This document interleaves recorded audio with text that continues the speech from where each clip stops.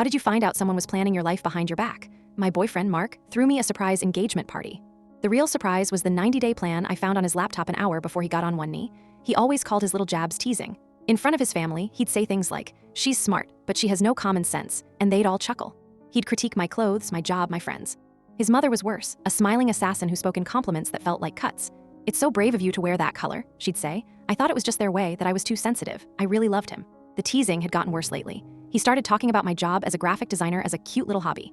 His mother began sending me real estate listings for charming houses in his hometown, 3 states away from my entire life. "Just for fun," she'd text.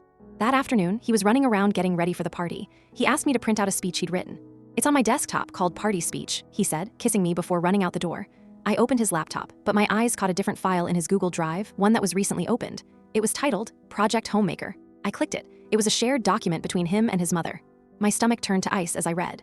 It was a step-by-step, week-by-week guide to systematically dismantle my life. Phase 1, undermine career confidence. Phase 2, isolate from social circle. Phase 3, introduce idea of fresh start near his family. It was all there, meticulous and cruel. There were notes from his mother. Suggest her friend Sarah is a bad influence. Emphasize how tired she looks after work. There was a budget for the ring and a timeline. The final entry was for tonight. Step 12, propose at party. Public setting makes it harder to say no.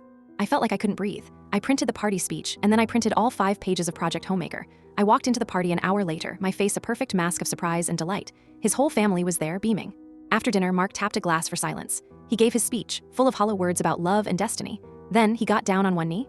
The room filled with gasps of excitement. He held up the ring. "Will you marry me?" he asked, his voice full of fake emotion. I took the microphone from his hand. "Thank you, Mark, and thank you to your mom, too. I've read Project Homemaker, and I have to say it's a very thorough plan, but I have some notes." His smile vanished. His mother went pale. I held up the printed pages. I read a few highlights, like the part about leveraging her insecurities and the emotional manipulation budget. The silence in the room was absolute. I dropped the papers on the floor, looked at Mark kneeling in front of me, and said, "My first note is no." His cousin later told me the family now refers to any bad idea as pulling